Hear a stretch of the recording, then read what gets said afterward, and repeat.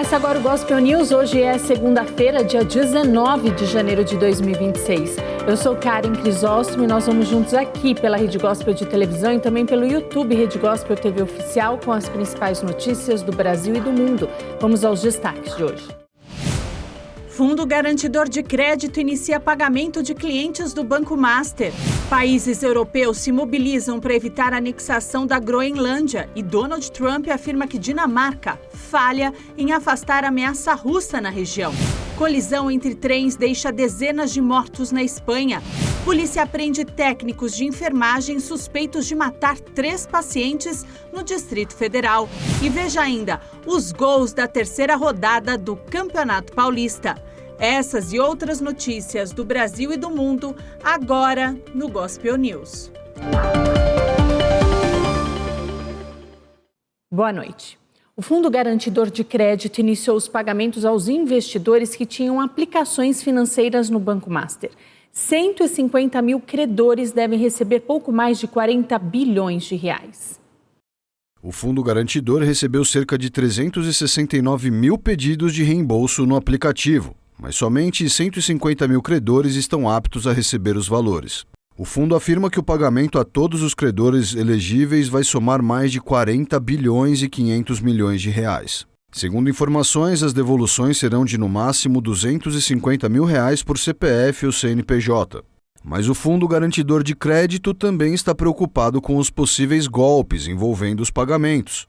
Em um comunicado, o fundo alerta que não autoriza ou credencia nenhum tipo de instituição ou empresa para intermediar negociação para o recebimento do valor garantido, muito menos solicitando o pagamento de qualquer taxa ou depósito prévio de valores. O Mercosul e a União Europeia assinaram nesse final de semana o Acordo de Livre Comércio, após mais de 25 anos de negociações. A parceria vai contar com mais de 700 milhões de consumidores. O Mercosul e a União Europeia assinaram neste sábado em Assunção, no Paraguai, o Acordo Histórico de Livre Comércio. Além do presidente anfitrião, Santiago Penha, participaram da assinatura a presidente da Comissão Europeia, Ursula von der Leyen, o presidente do Uruguai, Emmanuel Orsi, e o da Argentina, Javier Milei. O evento foi marcado pela ausência do presidente Lula. O Brasil foi representado pelo chanceler Mauro Vieira. Para que o acordo entre em vigor, ainda é necessária a aprovação do Parlamento Europeu e de cada um dos parlamentos dos países signatários do Mercosul. And this agreement sends a very strong message to the world. Esse acordo envia uma mensagem muito forte ao mundo, reflete uma escolha clara e deliberada. Escolhemos o comércio justo em vez das tarifas, escolhemos uma parceria produtiva e de longo prazo em vez do isolamento e, acima de tudo, pretendemos proporcionar benefícios reais e tangíveis aos nossos cidadãos e às nossas empresas. Real and tangible benefits to our people and our businesses. Ninguna duda que os países do Mercosul estamos convencidos que a integração... Os países do Mercosul estão convencidos de que a integração econômica, a colaboração e o multilateralismo são o caminho a seguir. Entendemos que vivemos em um mundo turbulento, onde as certezas que antes tínhamos já não existem. E isso nos obriga a ser ainda mais ambiciosos nos horizontes que almejamos alcançar. O acordo, que vem sendo negociado desde 1999 entre a União Europeia e os membros fundadores do Mercosul e criará um mercado que representa 30% do produto interno bruto mundial, abrange mais de 700 milhões de consumidores. O acordo elimina tarifas de mais de 90% do comércio bilateral e favorece as exportações de automóveis, máquinas, vinhos e destilados europeus para os países pioneiros do bloco sul-americano. Em contrapartida, facilita a entrada na Europa de carne, açúcar, arroz, mel e soja da América do Sul. O pacto enfrenta a resistência de agricultores e pecuaristas de alguns países europeus, que se mobilizaram em fortes protestos contra a assinatura pelo temor de uma inundação de produtos sul-americanos com normas de produção que consideram menos estritas. Alguns empresários sul-americanos também estão inquietos. Estima-se que na Argentina poderia haver uma perda de 200 mil empregos apenas pelo impacto na indústria automotiva local, disse à agência France Presse Luciana Giotto, doutora em Ciências Sociais pela Universidade de Buenos Aires. O Conselho de Paz para a faixa de Gaza começou a ser construído nesse final de semana. O presidente dos Estados Unidos, Donald Trump, convidou líderes de outros países para se juntarem à iniciativa. O Conselho da Paz, anunciado pelo presidente americano Donald Trump para o pós-guerra em Gaza, começou a tomar forma com convites de adesão para os líderes de Egito, Turquia, Argentina, entre outros países.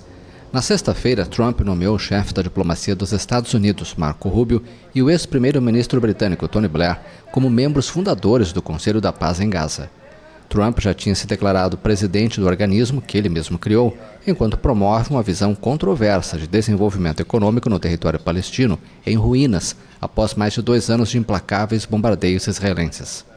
No Canadá, um alto assessor do primeiro-ministro Mark Carney disse que tinha a intenção de aceitar o convite de Trump, enquanto na Turquia um porta-voz do presidente Recep Erdogan afirmou que ele foi pedido para se tornar membro fundador do Conselho.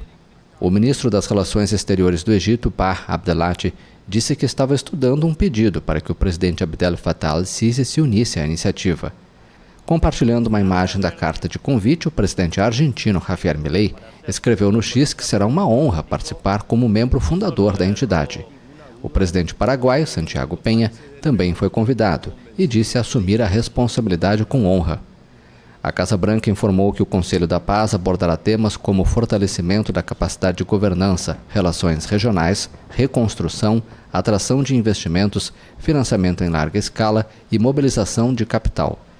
Trump criou um segundo comitê executivo para Gaza, que parece ser desenhado para ter um papel de assessor. Não estava claro de imediato quais líderes mundiais foram convidados para cada conselho. Israel anunciou que questiona a composição de um órgão do Conselho da Paz para a faixa de Gaza, que inclui o ministro das Relações Exteriores da Turquia, Hakan Fidan, e uma autoridade do Catar. O anúncio da composição do Comitê da Faixa de Gaza ligado ao Conselho da Paz não foi coordenado com Israel e vai de encontro à sua política, afirmou o gabinete do premier Benjamin Netanyahu. O presidente da França, Emmanuel Macron, e a chefe do governo da Itália, Giorgia Meloni, criticaram as ameaças de Donald Trump de aumentar tarifas para os países que são contra a anexação da Groenlândia. Na semana passada, militares da OTAN foram enviados à ilha. Os embaixadores da União Europeia vão se reunir em caráter de emergência em Bruxelas, após as ameaças do presidente americano Donald Trump de aumentar as tarifas para vários países europeus que se opõem a que os Estados Unidos assumam o controle da Groenlândia. Trata-se de uma ameaça sem precedentes. Os Estados Unidos, pilares da OTAN, ameaçam com sanções seus aliados dentro da aliança militar para se apoderar do território vinculado à Dinamarca, um dos seus sócios e um país soberano e democrático. Desde que voltou ao poder, Trump insiste em tomar a enorme ilha, situada entre a América do Norte e a Europa, alegando razões de segurança nacional diante dos avanços russos e chineses no Ártico. No sábado, Trump intensificou suas advertências em reação ao envio de um pequeno contingente militar europeu à ilha para dar apoio a manobras dinamarquesas. Irritado com essa mobilização de forças, o presidente americano ameaçou a Dinamarca, Noruega, Suécia, França, Alemanha, Reino Unido, Países Baixos e a Finlândia com a imposição de novas tarifas, até que se chegue a um acordo para a compra completa e íntegra da Groenlândia. As tarifas de 10% entrariam em vigor em 1º de fevereiro e poderiam subir para 25% em 1º de junho. Diante dessas ameaças, o presidente francês Emmanuel Macron afirmou que tem a intenção de pedir a ativação do instrumento anticoerção da União Europeia, cuja aplicação requer maioria qualificada. A primeira-ministra da Itália, Giorgia Meloni, e o presidente do governo espanhol, Pedro Sánchez, também se manifestaram. Uma invasão de Groenlândia por parte da administração estadounidense. Uma invasão da Groenlândia pelo governo dos Estados Unidos faria de Putin o homem mais feliz do mundo. Ele seria o homem mais feliz do mundo. Por quê?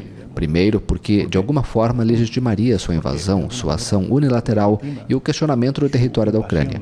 E segundo, porque temo que, se tal invasão da Groenlândia pelos Estados Unidos acontecesse, seria o golpe de misericórdia para a OTAN. Muito me temo que se produjera esa invasión de Groenlandia por parte de Estados Unidos, sería la carta de defunción de la OTAN. Gostaria de dizer que, na minha opinião, a ideia de aumentar as tarifas contra as nações que optaram por contribuir para a segurança da Groenlândia é um erro, e obviamente não concordo com isso. Compartilho da atenção que o governo dos Estados Unidos tem dedicado, como já disse muitas vezes, à Groenlândia e ao Ártico em geral. L'attenzione che la presidenza americana attribuisce, come vi ho detto molte volte, alla Groenlandia e in generale all'Artico. Os países ameaçados por Trump com novas tarifas, caso se oponham a que os Estados Unidos comprem a Groenlândia, asseguraram neste domingo que permanecerão unidos e denunciaram o que consideram uma espiral perigosa. As ameaças tarifárias minam as relações transatlânticas e correm o risco de provocar uma espiral descendente perigosa, afirmaram em um comunicado conjunto Reino Unido, Dinamarca, Finlândia, França, Alemanha, Países Baixos, Noruega e Suécia. O presidente dos Estados Unidos, Donald Trump, disse hoje que a Dinamarca falhou em afastar a ameaça russa da Groenlândia e disse que algo será feito. Em uma publicação na própria rede social, Donald Trump afirmou que a OTAN pede à Dinamarca para afastar a Rússia da Groenlândia há 20 anos, mas ponderou que o país não conseguiu fazer nada a respeito. Na sequência, o republicano afirmou que a hora é agora e que isso será feito. Trump também enviou uma carta ao governo norueguês e disse não se sentir mais obrigado a pensar apenas na paz, e que isso seria culpa da própria Noruega. Em seguida, o presidente norte-americano voltou à questão da Groenlândia. Ele questionou a soberania da Dinamarca sobre o território e voltou a dizer que há uma ameaça russa e chinesa no local. E subiu para 39 o número de mortos no acidente envolvendo 2 trens na Espanha. Outras 123 pessoas ficaram feridas. Um acidente entre 2 trens deixou várias dezenas de mortos e feridos na província espanhola de Córdoba. A tragédia ocorreu às 7h45 da noite de domingo, no horário local, perto da estação de Andamós, na região da Andaluzia, quando um trem que ia de Málaga para Madrid descarrilou e invadiu a via por onde trafegava outro trem que também saiu dos trilhos. As autoridades ainda não apontaram uma possível causa do acidente. O primeiro trem a se acidentar era novo e a via acabou de ser totalmente reformada. A Casa Real da Espanha expressou grande preocupação com a tragédia. O chefe de governo do país, Pedro Sánchez, suspendeu os compromissos e expressou condolências às famílias das vítimas. Na rede social X, o governante afirmou que era um momento de profunda dor para o país. Na estação de Madrid e em várias da Andaluzia, autoridades montaram espaços para atender familiares das vítimas. As linhas de alta velocidade entre a capital e o sul da Espanha foram suspensas por causa do acidente. O candidato socialista José Seguro ficou em primeiro lugar no primeiro turno das eleições presidenciais de Portugal. O segundo turno está marcado para o dia 8 de fevereiro. O candidato socialista José Seguro ficou em primeiro lugar no primeiro turno das eleições presidenciais em Portugal, seguido pelo candidato de extrema-direita André Ventura, segundo pesquisas de boca de urna. Apontado como favorito, Ventura aparecia em um distante segundo lugar e disputa uma vaga no segundo turno com o liberal João Cotrim. A emissora pública RTP projetou que José Seguro deve receber entre 30% e 35% dos votos, e André Ventura entre 20% e 24%. Cotrim ficaria com 17% a 21%. As pesquisas anteriores apontavam Ventura, presidente do partido de extrema-direita Chega, como favorito no primeiro turno, mas indicavam que o deputado tinha poucas chances de vencer o segundo turno, que será realizado em 8 de fevereiro. Esse cenário ilustra o terremoto político causado pelo crescimento da extrema-direita, que já é a principal força de oposição ao governo conservador. O presidente português não tem poderes executivos, mas pode ter um papel de árbitro em caso de crise, já que tem o direito de dissolver o parlamento para convocar eleições legislativas.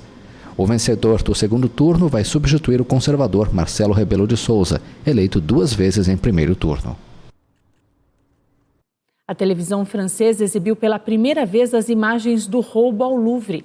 É possível ver o momento em que um homem usa uma serra para cortar o vidro e pegar a tiara da imperatriz Eugênia. O roubo durou menos de 4 minutos. As 8 joias roubadas foram avaliadas em mais de R$500 milhão. A primeira-ministra japonesa Sanai Takaichi afirmou hoje que vai dissolver o parlamento nesta semana e convocar novas eleições para o dia 8 de fevereiro. A primeira-ministra do Japão, Sanai Takaichi, anunciou nesta segunda-feira que vai dissolver o parlamento na sexta-feira e vai convocar eleições antecipadas para 8 de fevereiro, visando fortalecer seu mandato e avançar com seus ambiciosos planos de gastos públicos. A líder conservadora, a primeira mulher a chefiar o governo do Japão, conta com pesquisas favoráveis para aumentar o número de cadeiras ocupadas por seu partido, o Partido Liberal Democrático, que governa à frente de uma coalizão majoritária muito estreita.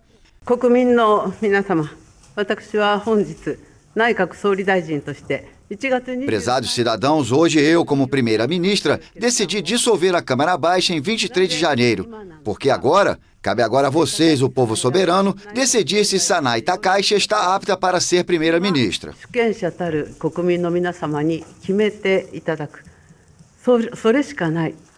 Takaichi foi nomeada primeira-ministra em outubro e seu gabinete está em alta nas pesquisas.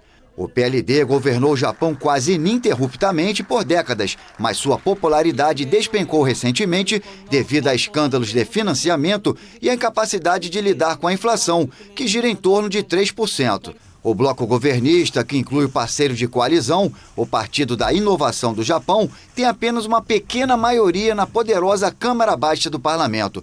Isso pode dificultar a aprovação de sua agenda política, incluindo gastos fiscais proativos e o aumento do orçamento de defesa. O gabinete de Takaichi aprovou um orçamento recorde de 122 trilhões e 300 bilhões de ienes, cerca de 768 bilhões de dólares, para o ano fiscal que começa em abril de 2026. E ela prometeu obter a aprovação parlamentar o mais rápido possível para combater a inflação e fortalecer a quarta maior economia do mundo. Um incêndio em um shopping center no Paquistão deixou 23 mortos. Mais de 40 pessoas estão desaparecidas.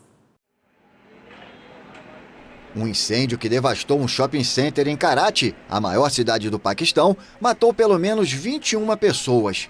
30 feridos foram hospitalizados. O incêndio no prédio do Gul Plaza começou na noite de sábado e os bombeiros ainda estavam trabalhando nesta segunda-feira para combater focos remanescentes. 36 horas se passaram desde o início desse incidente e ainda estamos combatendo o incêndio na parte de trás do prédio. De 10% a 15% do fogo ainda está lá. Também temos uma equipe trabalhando na busca e resgate das vítimas. O shopping center de 3 andares, um dos mais movimentados de Karachi, tinha pelo menos 1.200 lojas. Oferecia uma ampla variedade de produtos e era famoso por seus artigos para casamento e decoração para casa.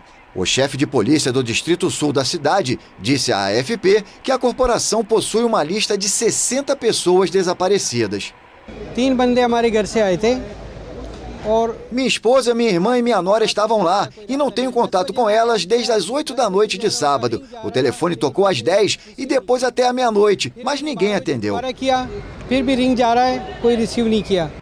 Lojistas e famílias criticaram as autoridades pela lentidão nos esforços de resgate. Uma comissão governamental iniciou uma investigação, mas ainda não está claro o que causou o incêndio. Incêndios são comuns nos mercados e fábricas de Karachi, que são conhecidos por sua infraestrutura precária. Polícia Civil de São Paulo investiga os assassinatos de 2 médicos em Alphaville e na cidade de Barueri, na Grande São Paulo. Os 2 foram mortos por um outro médico após uma discussão. 2 médicos morreram após serem baleados por um outro médico, em frente a um restaurante de luxo no bairro Alphaville, em Barueri. O autor dos disparos é Carlos Alberto Azevedo. Ele foi preso em flagrante. De acordo com a polícia, os 3 se encontraram por acaso no local e, em determinado momento, os 3 se envolveram em uma discussão no interior do estabelecimento. A Guarda Civil foi acionada e conteve a confusão. Mas momentos depois, Carlos Alberto sacou uma pistola 9mm e atirou contra os 2. Luiz Roberto foi atingido por 8 tiros. Já Vinícius foi alvejado por 2 tiros. A suspeita é que as mortes tenham sido motivadas por disputas de contratos na área da saúde. Carlos Alberto já tinha sido preso em 2025 pelos crimes de racismo e agressão em Aracaju, no estado de Sergipe. Um motorista invadiu a contramão e matou um motociclista de 52 anos na estrada do Mboi-Mirim, na zona sul de São Paulo. O motorista do carro era ajudante de uma funilaria e tinha pego o carro de um cliente sem autorização.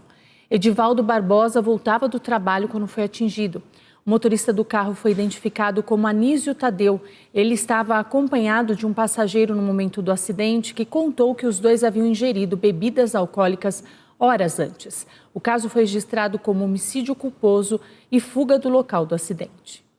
Os bombeiros encontraram na manhã de hoje o corpo da mulher que desapareceu após o carro em que ela estava com o marido ser levado pela enxurrada na zona sul de São Paulo.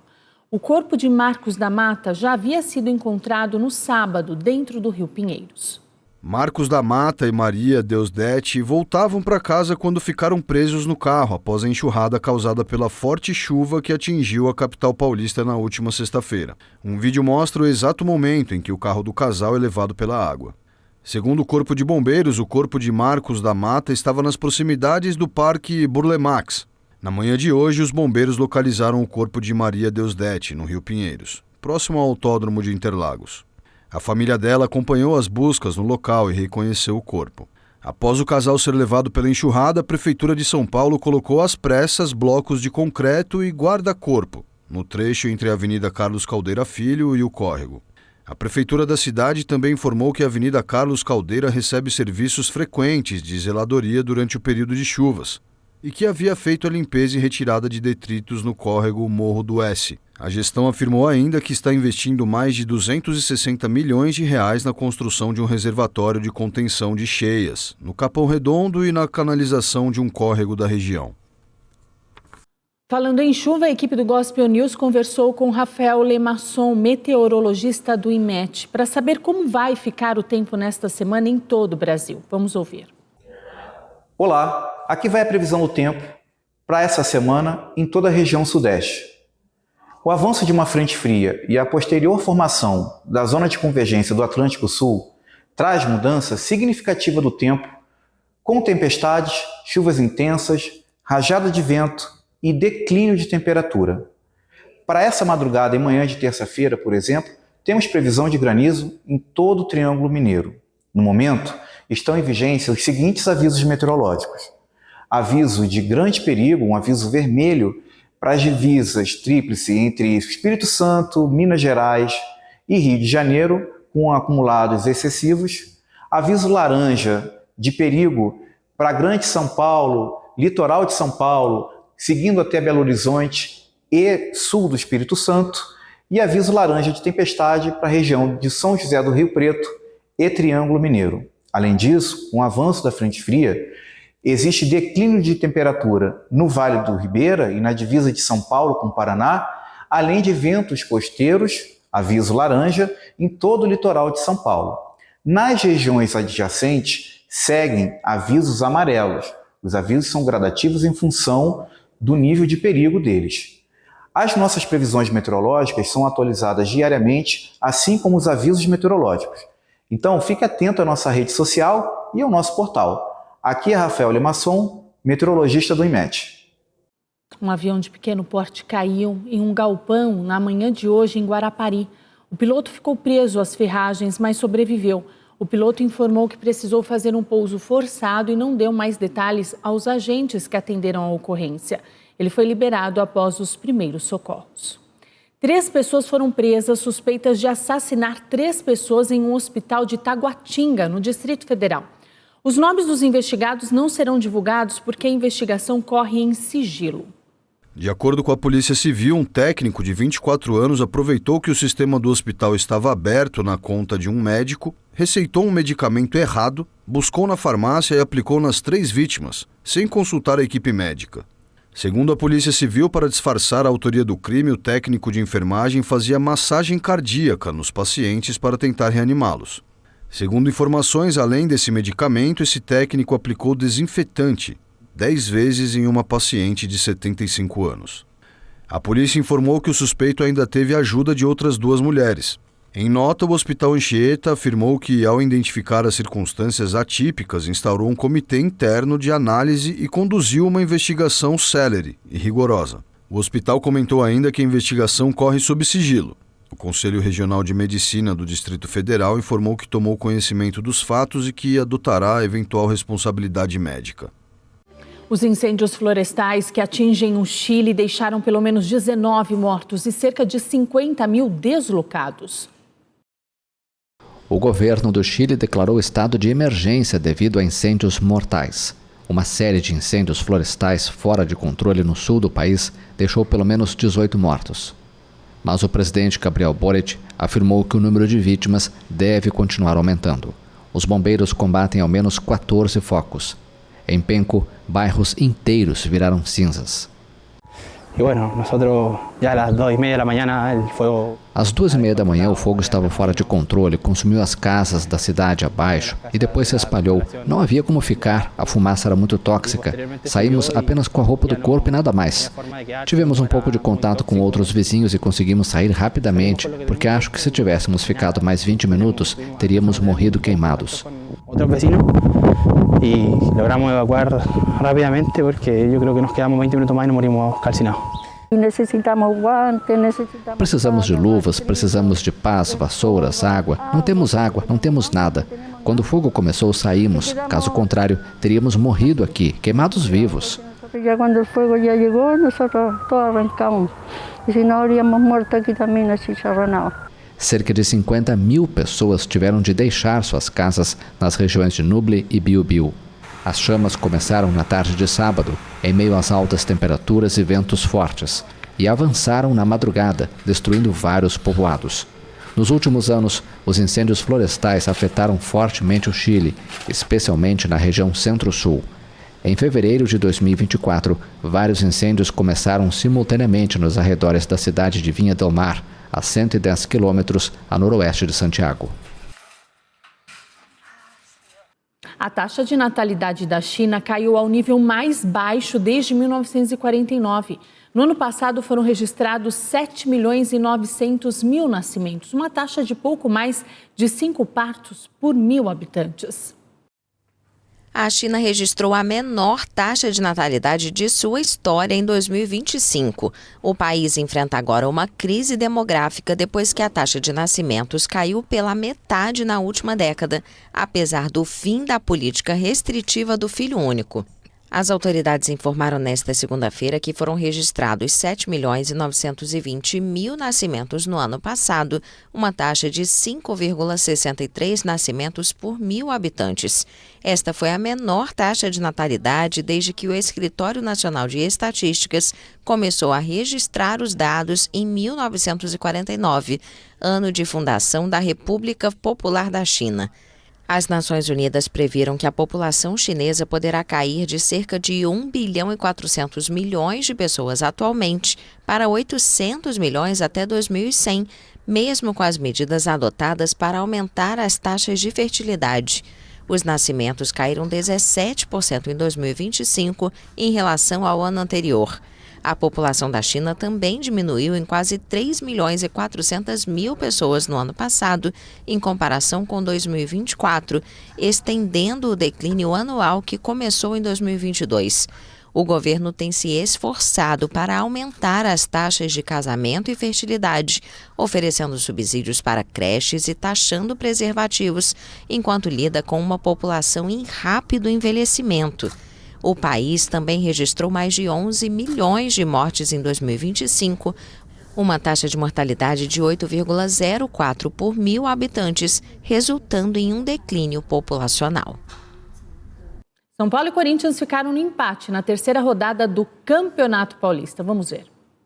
O Palmeiras venceu o Mirassol por 1-0. O gol foi de Flaco Lopes. O Santos empatou com o Guarani fora de casa. O Santos contou com a sorte para abrir o placar com Álvaro Borreal. O Peixe vencia a partida até o último lance da partida. O Guarani teve o escanteio e Kelvin empatou a partida. Corinthians e São Paulo também ficaram no empate na Neoquímica Arena. O tricolor abriu o placar com Gonzalo Tapia, de cabeça. E o Timão empatou no finalzinho da partida com Breno Bidon. Gospel News desta segunda-feira fica por aqui. A todos vocês uma ótima noite. Amanhã a partir das 7 nós estamos de volta com as principais notícias do Brasil e do mundo. E até lá você fica muito bem informado no YouTube Rede Gospel TV Oficial e também no Spotify Gospel News em 3 minutos. Boa noite, até amanhã.